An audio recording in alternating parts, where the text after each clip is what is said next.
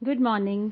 आज हम पढ़ेंगे बिजनेस स्कूल का चैप्टर 5 जिसकी हेडिंग है दोस्त जो आपको ऊपर उठाएंगे नीचे नहीं ले जाएंगे, नीचे नहीं धकेलेंगे। इस चैप्टर की स्टार्टिंग होती है कि इस सवाल से कि ज़्यादातर लोग नेटवर्क मार्केटिंग का बिजनेस क्यों नहीं करना चाहते हैं। उनके मन में एक डर होता है ज़्यादातर लोगों के मन में कि मेरे दोस्त क्या कहेंगे, वो क्या सोचेंगे मेरे बारे में कि अगर मैं बिज़नेस ज्वाइन करता हूँ वो सोचेंगे कहीं मेरा दिमाग तो नहीं चल गया। तो इस सोसाइटी के डर से भी बहुत से लोग नेटवर्क मार्केटिंग के बिजनेस को अवॉइड करते हैं, इसको नहीं करना चाहते हैं।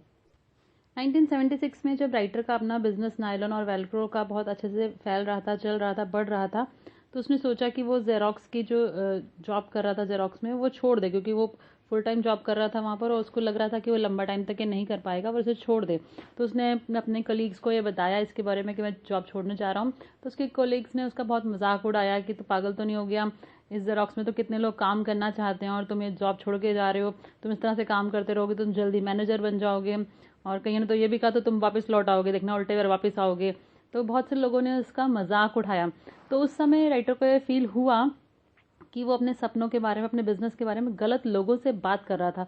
उसे लगा कि ये जो मेरे आसपास लोग हैं वो मुझे ऊपर की तरफ नहीं धकेलेंगे, मुझे नीचे की तरफ खींच रहे हैं। दुनिया में ज़्यादातर लोग अपनी लाइफ से सेटिस्फाई नहीं होते हैं। वो ज़्यादातर ऐसी बातें करते हैं कि काश मैं नौकरी छोड़ सकता, या मैं नौकरियां बदल बदल कर परेशान हो गया हूँ, हर बार जब मेरी तनख्वाह बढ़ती है तो उसका एक बड़ा हिस्सा टैक्स में चला जाता है। इस तरह से बहुत से लोगों के मन में, मतलब अपनी लाइफ को लेके, अपनी जॉब को लेके, या जहाँ से वो अर्न कर रहे हैं उसके प्रति वो सेटिस्फाइड नहीं होते, अनसेटिस्फाइड होते हैं। बट फिर भी इसमें बहुत सारे लोग ऐसे होते हैं कि वो अपना क्वाड्रेंट नहीं बदलते हैं। जब तक वो क्वाड्रेंट नहीं बदलेंगे तो उनकी परिस्थिति बदलती नहीं है, वो इस चीज़ को समझते नहीं है। इसलिए वो क्वाड्रेंट बदलने की बजाय सिर्फ जॉब बदल लेते हैं, एक जॉब को छोड़ के दूसरी जॉब पकड़ लेते हैं। कैश फ्लो क्वाड्रेंट क्या है, आगे इसके बारे में बता देते हैं कि कैश फ्लो क्वाड्रेंट जो है वो 4 भागों में बटा हुआ है। उसका पहले भाग में है ई अर्थात एम्प्लॉय, कर्मचारी। नीचे उसके बाद आता है एस मतलब स्मॉल बिजनेस ओनर या सेल्फ एम्प्लॉयड जिसे कह सकते हैं।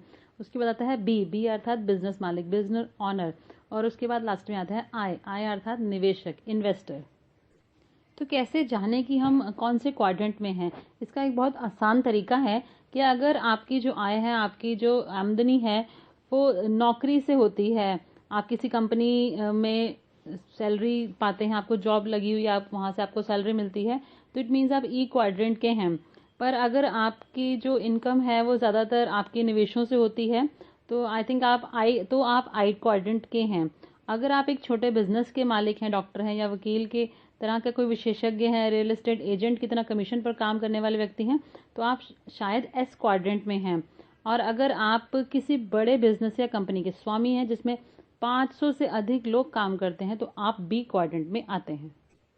आगे हम समझेंगे कि अलग अलग क्वाड्रेंट के अलग अलग जीवन मूल्य होते हैं।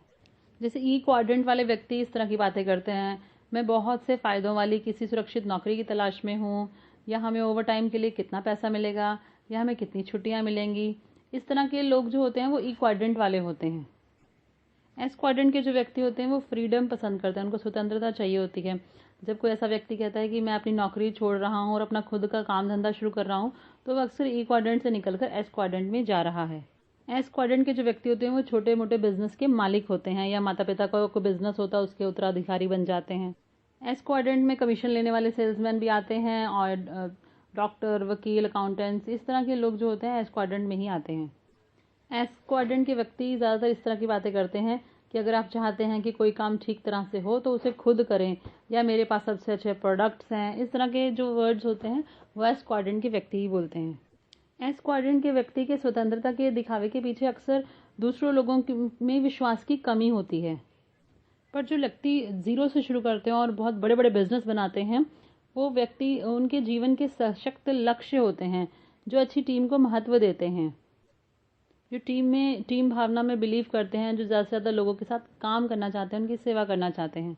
जहाँ एस क्वाड्रेंट का व्यक्ति अपने क्षेत्र में सर्वश्रेष्ठ बनना चाहता है, वहीं बी क्वाड्रेंट का जो व्यक्ति होता है अक्सर ऐसे लोगों की तलाश में रहता है जो उनके क्षेत्र में सर्वश्रेष्ठ हों, और वैसे लोगों को अपनी टीम में शामिल कर लेता है। एस क्वाड्रेंट का जो व्यक्ति होता है अगर वो काम करना बंद कर दे तो उसकी आमदनी भी रुक जाती है। वहीं जो बी क्वाड्रेंट का व्यक्ति होता है वो अगर बिजनेस को छोड़कर कहीं चले भी जाए घूमने फिरने तो उसकी आमदनी तो आती ही रहती है। वहीं लास्ट में देख लेते हैं आई क्वाड्रेंट का जीवन मूल्य क्या होते हैं। आई क्वाड्रेंट में आर्थिक स्वतंत्रता पर जोर दिया जाता है कि उसमें ये विचार पसंद किया जाता है कि पैसे के लिए काम करने के बजाय पैसे से अपने लिए काम करवाया जाए। निवेशक कई चीज़ों में निवेश करते हैं, जैसे कि सोने के सिक्के, रियल एस्टेट बिजनेस, कागज संपत्ति, stock, bond, mutual funds etcetera. Network marketing का बिजनेस उन लोगों के लिए है जो बी क्वाड्रेंट के संसार में दाखिल होना चाहते हैं, क्योंकि ये सिस्टम इस तरह से बनाया गया है कि ये 500 से अधिक लोगों में फैल सके। नेटवर्क मार्केटिंग बिजनेस में आप उतना ही कमा सकते हैं जितना आपका नेटवर्क कमा सकता है। नेटवर्क मार्केटिंग के बिजनेस बनाने के बाद आपका अगला कदम होता है बी क्वाड्रेंट से आगे बढ़कर आई क्वाड्रेंट में जाना, अर्थात इन्वेस्ट करना।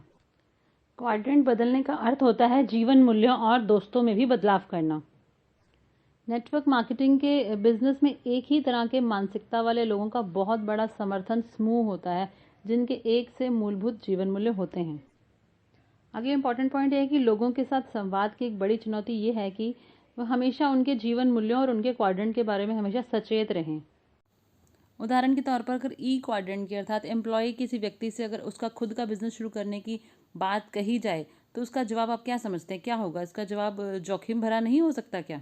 नेटवर्क मार्केटिंग को समझना इस कारण इतना कठिन है क्योंकि बी क्वाड्रेंट में बहुत कम लोग सफल हो पाते हैं।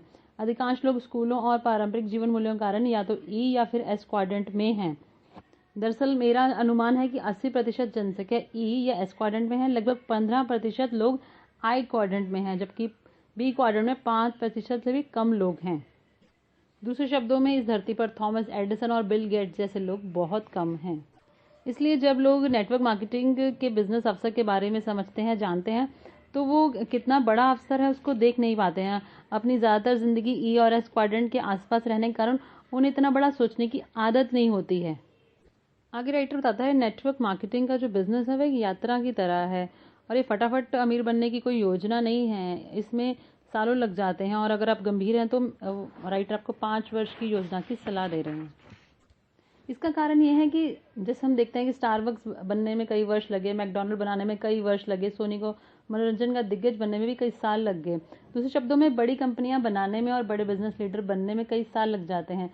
ज़्यादातर लोग इस संदर्भ में नहीं सोचते हैं। ज़्यादातर लोग फटाफट अमीर बनना चाहते हैं, फटाफट पैसा कमाना चाहते हैं, इसलिए बी क्वाड्रेंट में इतने कम लोग होते हैं। ज़्यादातर लोग पैसा चाहते हैं परंतु अपने समय का निवेश नहीं करना चाहते हैं। सीखना एक शारीरिक प्रक्रिया है और कई बार शारीरिक ज्ञान हासिल करने में मानसिक ज्ञान हासिल करने से ज़्यादा समय लगता है। फॉर एग्जाम्पल, आप साइकिल चलाना सीखने का फैसला कर सकते हैं परंतु आपको शारीरिक रूप से साइकिल चलाना सीखने में ज़्यादा समय लगेगा और मानसिक रूप से फैसला करने में कम समय लगेगा।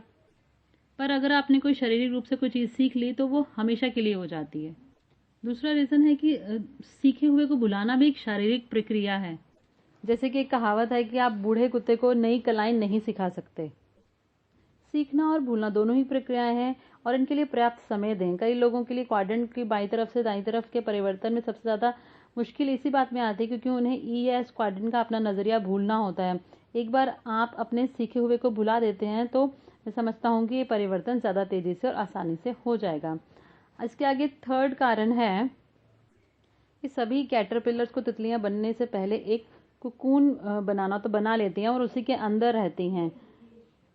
जैसे आप एक फ्लाइट स्कूल में घुस तो जाते हैं और जब निकलते हैं तो एक पायलट बन चुके होते हैं और उस बीच के ड्यूरेशन के अंदर आपके अंदर मानसिक, भावनात्मक और शारीरिक रूप के बहुत सारे बदलाव होते हैं और आप अपने को परिवर्तन के लिए तैयार कर लेते हैं। तो नेटवर्क मार्केटिंग के बिजनेस में भी ऐसा ही होता है। आप इसके अंदर एंटर करते हैं तो आप अपने अंदर बहुत सारे चेंजेस पाते हैं और सबसे बड़ी बात कि आपके अंदर से डर निकल जाता है, रिजेक्शन का डर खत्म हो जाता है। और नेटवर्क मार्केटिंग की जो शिक्षा है वो हमारे अंदर से हर प्रकार के डर को भी खत्म करती है। आगे राइटर ये कहता है कि मैं आज भी खुद को ज़्यादा से ज़्यादा गलतियां करने के लिए 5 साल का समय देता हूं। मैं ऐसा इसलिए करता हूं क्योंकि मैं जानता हूं कि 5 साल में मैं जितना ज़्यादा गलतियां करूंगा अपनी गलतियों से उतना ज़्यादा सीखूंगा। 5 साल बाद मैं उतना ही ज़्यादा स्मार्ट बन जाऊंगा और अगर मैं 5 साल में कोई गलती ही नहीं करूंगा तो मैं उतना स्मार्ट भी नहीं बनूंगा, बस मैं सिर्फ 5 साल और बूढ़ा हो जाऊंगा।